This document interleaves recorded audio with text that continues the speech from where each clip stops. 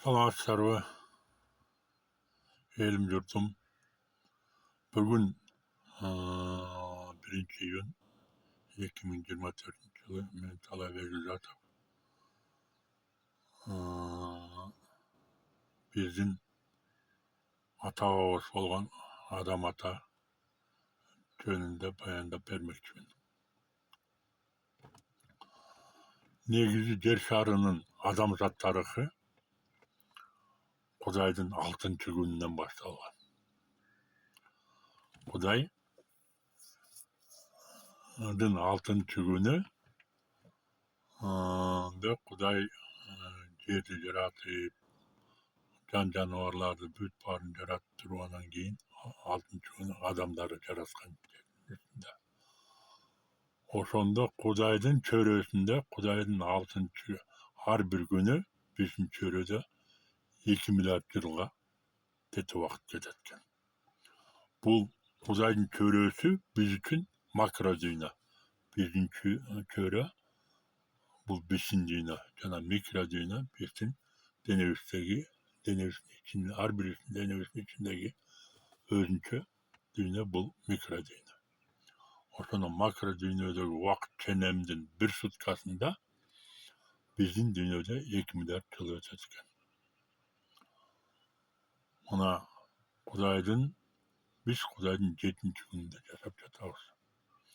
Ал эми окумуштуулардын далили боюнча биздин ааламдын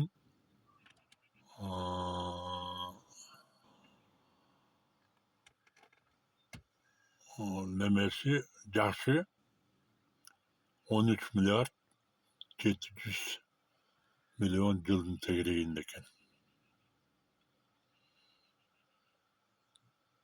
Өзүңөр ойлосоңор, биз Кудайдын 7-күнүндө жашап жатабыз. Ошондо биздин дүйнөнүн жашы 13 миллиард 700 миллион жыл экен.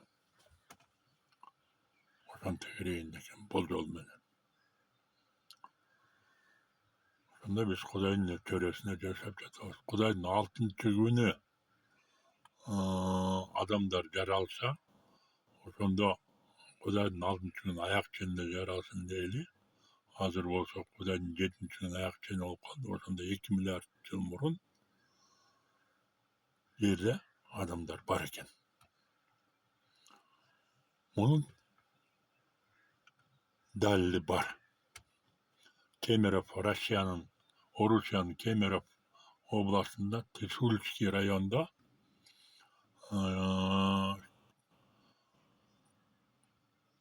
800 миллион жыл болгон көмүр катмарынын ичинде куту табылган. Анын ичинде Европоид расасындагы жаш кыздын сөөгү табылган.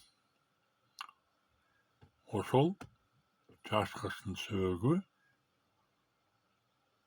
жаткан көмүртектин жашы 800 миллион жыл экен.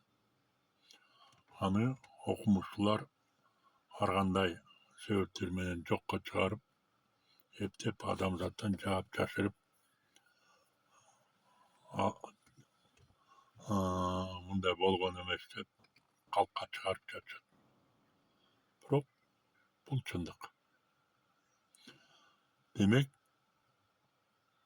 адамзат дүйнө жүзүндө илгертен эле бар болчу. Окумуштуулардын адамзат Африкадан пайда болду 140 миң жыл мурун, 140-150 жыл мурун пайда болду дегени бул калп. Анткени Австралия континенти мындан 300-400 миллион жыл илгери негизги континенттен бөлүнүп, өзүнчө континент болуп кеткен. Ал жерде өзүнчө раса жашайт, австралитек деген. Бизге Австралияга Азиядан адамдар аралдан аралга өтүп отуруп, деңиз аркылуу Австралияга барган деп сабак беришкен. Жаш кезибизде мектепте окуп жүргөнүбүздө. Бирок андай болсо, Индонезияда, ошол Жаңы Гвинеянын өзүндө Австралияга жакын баарында монголоиддер жашайт. Австралиялықтардың иісі де жоқ ал жерде. Иісі де жоқ.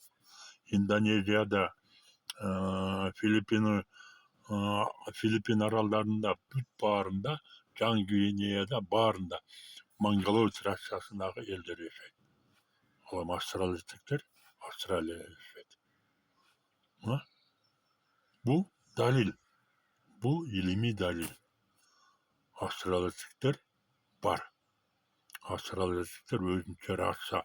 Ал 300-400 миллион жыл мұрын негізгі континенттен бөлініп кеткеннен өзінше раса болып қалыптанып қалған. 300-400 миллион жыл мұрын. Демек, оқымушыларын Африкадан шыққан 140-150 мың жыл мұрын Африкадан шыққан адамзаты жөнінде айдың-кеуі қалып. Адамдың маймылдан пайда болды деген айдың-кеуі қалып. Анткени Австралияда бир да маймыл жок. Бирок адамдар бар. Өзүңөр ойлосоңор, Австралияда бир да маймыл жок. Жана эч качан болгон эмес. Бирок адамдар бар. Эми адамзат негизинен негроид, европоид, монголоид деп биз мектепте окуп жүргөн кезде 3 расага бөлүнөт деп биз окуткан. Азыркы кезде окумуштуулар австралиялықтар өзүнчө раса деп таанууда. Бирок адамзат арасында эч бир раса окшогон да бир раса бар. Аны окумуштуулар расага бөлбөйт, бирок ал монголоидке дагы, европоидке дагы, негроидке дагы, австралиялықтарга дагы окшошпойт. Алар арабтар. Алар кавказдыктар, алар өзбектер, алар түркмөндөр. Ушул элдин өкүлдөрү булар эч бир расага окшошпогон өзүнчө раса. Өзүнчө раса болуп бөлүнөт. Мындан 140-150 мың жыл мурун Африкадан бөлүнүп чыкты деген эл ким болсо, анда биз европоид эмес, биз монголоид эмес, биз негроид расасында болмокпуз. Анткени 140-150 мың жыл өзүнчө раса болуп бөлүнүүгө өтө эле аз убакыт. Бул убакыт жетишсиз өзүнчө расалар бөлүнүп чыкканга. Жер жүзүндө миллиондогон жыл илгери эле мындай расалар болгон. Бул далил дагы. Мындан тышкары биз байыркы Грециянын мифтеринен, өзүнүн элдин же башка элдердин жомокторунан, болмуштарынан жер жүзүндө дөөлөр жашаганын билебиз. Жер жүзүндө жалгыз көздүү циклоптор жашаганын билебиз. Жер жүзүндө ажыдарлар жашаганын билебиз. Булардын баарын илимий далилдери бар болчу. Дагы эле бар. Табылып жатат, бирок аны жалпы элден жаап жашырып бекитип жатышат.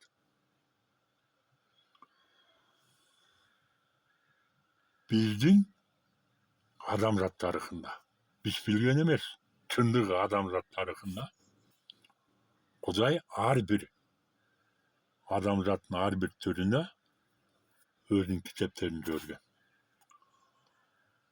Ал ошол адамзат түрүн өзүнчө бир эпохага бөлүп, ошол адамзат түрүнүн башында, башатында тургандан баштап, аягына чейинки адамдарга өзүнүн китептерин жиберип, адамзатты туура жолго, өзүнүн багы акыйкат жолуна чакырууга аракет кылган. Бирок ал эпохалар эч ким уккан эмес. Дагы бир видео тартып, ушу менен коштошойлу.